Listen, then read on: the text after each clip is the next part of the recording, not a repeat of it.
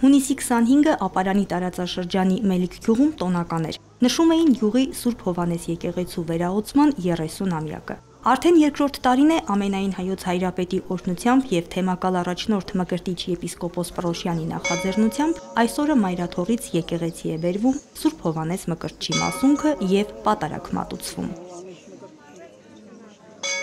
Սուրբ Հովհաննեսը գյուղի միակ եկեղեցին է։ Այստեղ են հնչում գյուղացիների աղոթքները, այստեղ են նրանք մկրտություն ու պսակ կատարում։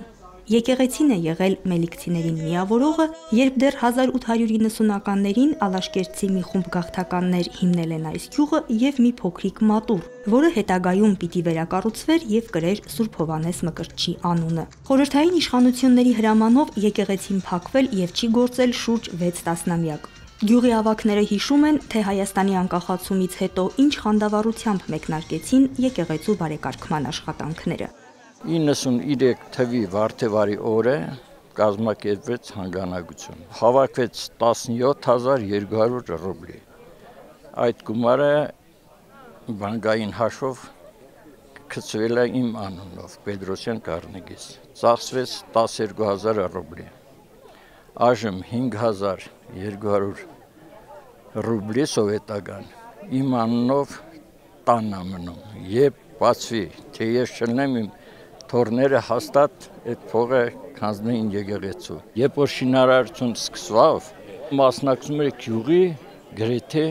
բոլորը հերթականությամբ կռիվ էր գնում, թե մի նոր էդ էին խոսում, որ հարցները կռվում էին, թե մի գերաննձի չասա, որ ես լվանայի։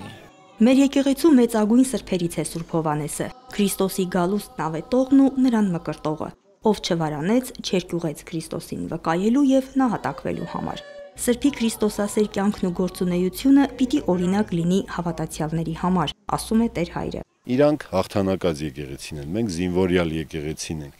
Մենք զինվորներս ինչ օրինակ պիտի կարողանանք վերցնել այն քաջ զորավարներից, ովքեր որ բազում հաղթանակներ են տարել եւ ի վերջո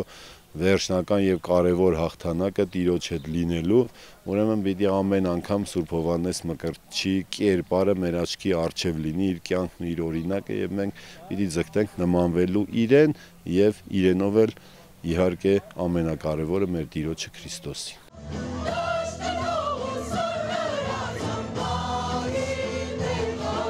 Պատարագից հետո տոնական օրը գյուղում շարունակվեց Լուիս Մանկանց Կիրակնորյա դպրոցի սաների, ապարանի մշակույթի կենտրոնի եւ Մելիք գյուղում գործող գեղարվեստական խմբերի կատարումներով։